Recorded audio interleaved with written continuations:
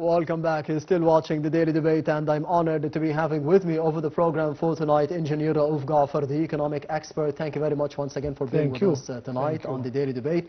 We were speaking about the quantity, about the quality, about the exports, but we need to be competitive globally. We are competing on a global level nowadays, not just domestically or on a continental level as well. How do you see the importance of those standards to be abiding with?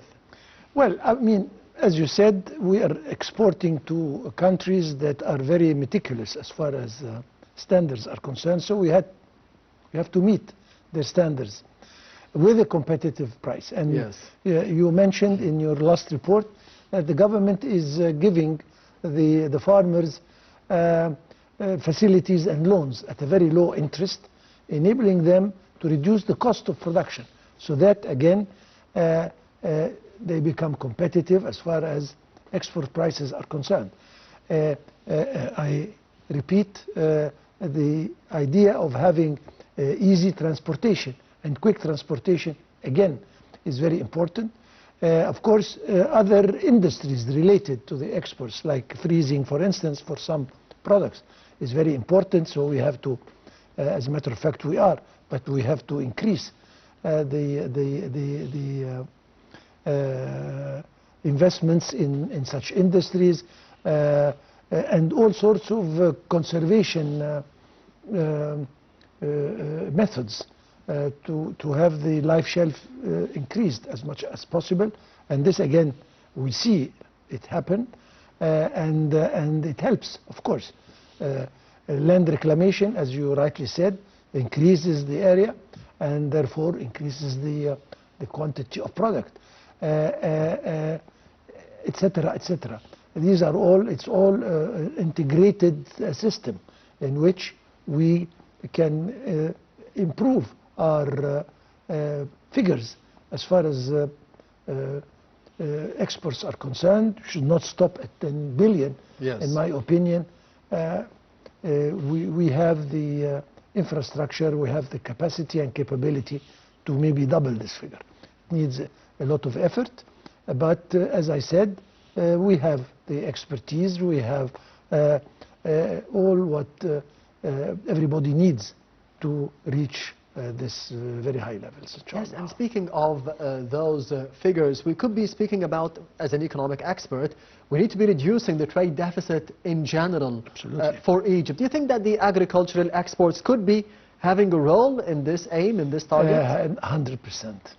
It represents a very important percentage of our exports that can be increased. And again, this helps to stabilize a little bit the deficit. And in my humble opinion, we should not stop at the production and export of products as they are. I think we should add value if we can transform them into something else, like we're talking fruits. Instead of exporting, it's good to export, of course, raw fruits as they are, but if we can transform them into maybe jams or maybe syrups or other maybe, industries. Exactly. Yes. This will create more industries, to create more jobs, and this is what we need.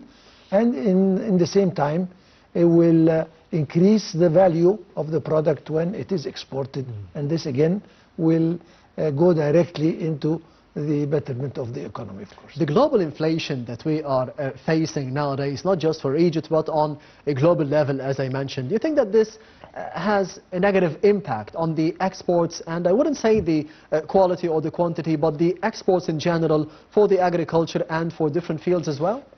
Sure.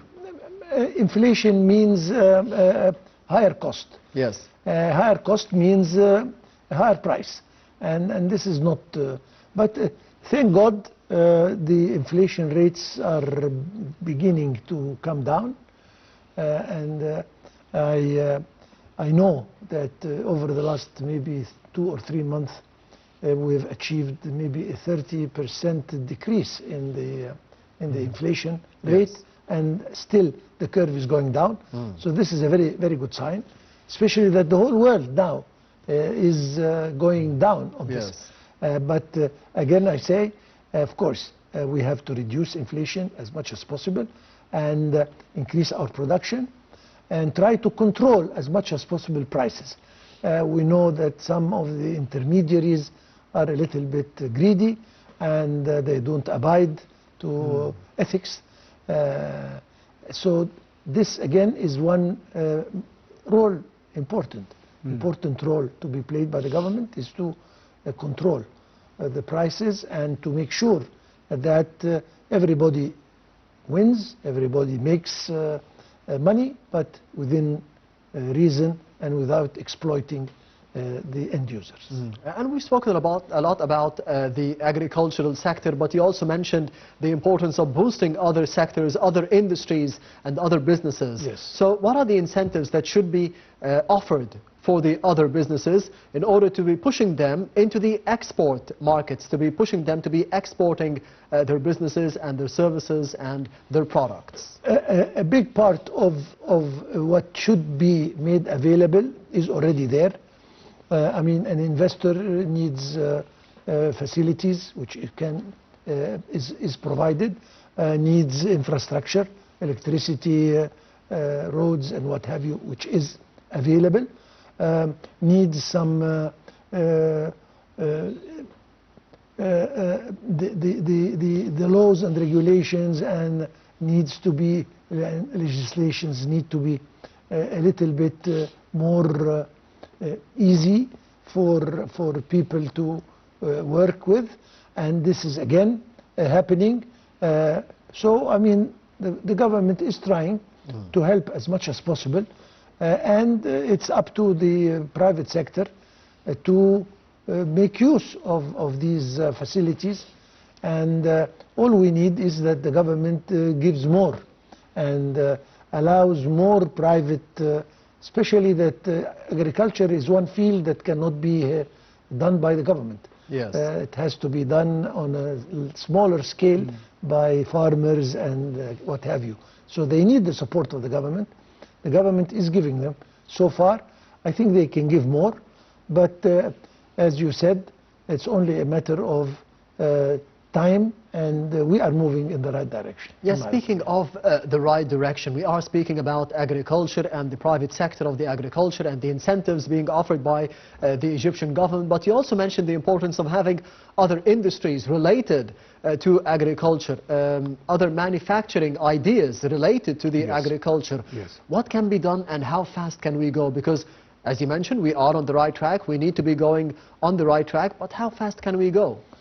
Well, this depends on a lot of factors. I mean, I think that now if somebody goes to a financial institution and applies for a loan, now he can get it quicker than it used to.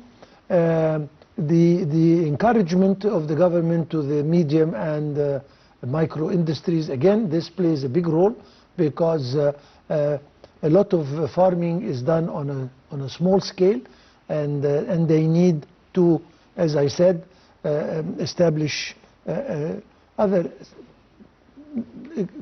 complementing industries, again on a smaller scale, and they need the support of the government. I think on this a lot of money is allocated, and every budget increases the money is allocated for small and medium enterprises, and this will help, in my opinion. And as I said, if we add value to the product, it will be always much more beneficiary for the producer and for the government. We have seen over the past decade, under the tenure of President Abdel Fattah al-Sisi, a drive for more innovation, more technology to be related and integrated within every sector of the society, every sector of the economy here in Egypt. But how do you think innovation and technology could be serving the agricultural sector and the exports of agriculture? I mean, technology is the name of the game. Now everybody's talking about artificial intelligence and how they can use it to improve life in general. Yes. And the president and the administration has always called into repatriation of industries. I mean, importing technologies and utilize these technologies. And they are very selective in where to import. I mean, they always select a country that is maybe not using very sophisticated technology, but technology that can be assimilated easily by the Egyptians. The president the other day was giving a very important speech about the technology within, and how to train people, how to teach people, how to form people to become experts in all sorts of technologies. And this is the name of the game. You cannot improve without innovation, and innovation comes from research. And I think, and I hope at the same time, that the budget allocated for research and development should increase a little bit, and not a little bit, but more, but in any event, because this is the way to improve. This is the way to compete, and this is the way to put your foot within the huge market on the global level. Yes, and speaking of the global level that we are aiming to be exporting to and having the standards to be abiding with as well, how do you see the importance of the drive that we have had in the logistics infrastructure, the infrastructure in general, that we have had the leap in over the past decade? Because we have had some criticism, some skepticism of why are we going this way, why are we spending all those billions of pounds in the infrastructure drive that we have had over the 10 years under the term of President Abdel Fattah al-Sisi. Is it clear now why we did this?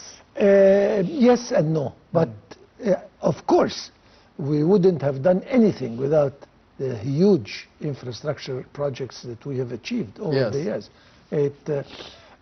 We have done a miracle. Let alone electricity, let alone roads, all sorts. Maybe we could have, the only remark one here is that the financing was too big. We went a little bit too fast, but again, in a few years we will discover that it was rightly used. Yes. And if we face a little crisis today, but I'm sure that in a few years everybody will feel much better, and we will go back and say these projects were the path to where we are now. This is why we did it. Absolutely. And do you think that we need to be having more investments in the fields of transportation, for example, the ports, the infrastructure? Well, ports are improving. Yes. I think adequate investments have been directed into these. We never stopped building roads. We never stopped developing our ports and harbors and what have you. Electricity, I think now we are more than self-sufficient as far as electricity is concerned. So, but it will never stop. It will continue. With the new concept of decent life, where communities are developing where they are. They always need transportation, they always need electricity, they always need infrastructure. And this is coming on a studied methodology, and I think that we are on the right track. And what are the promising new markets for the Egyptian exports nowadays? Depends on the product, but we have a huge market called Africa. And the advantage of Africa is that they might accept less sophisticated products. I mean, they might not be so meticulous on the quality like the Western world, for instance, in which we are very well established as far as exports are concerned. But I'm talking Africa can accept bigger quantities with maybe a little less on the quality side. And this is huge. I think that Africa, as far as exports are concerned, is a gold mine, and we should look at it. I'm sure we are, but we should look at it more. And we are signing, as you know, free trade agreements, free passage agreements, and a lot of maritime lines are being established, and so on and so forth, to enhance the trade movement between the African states. So I said again, Africa is the future and represents for us, if rightly exploited, an excellent opportunity. Yes, Engineer Raouf Gaafar, the economic expert, thank you very much for being with us tonight on the Daily Debate. And this brings us to the end of the Daily Debate for tonight. Thank you for watching, and I'll be seeing you next week.